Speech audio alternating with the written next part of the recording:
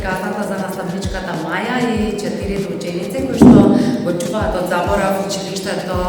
во село Маврово. И многу ми е драго што таа приказна не заврши само со објавувањето на видеото, а наставничката ми извести дека откако ја објавивме приказната, многу луѓе ги исконтактирале со донации, така што сега училницата е реновирана, со клима,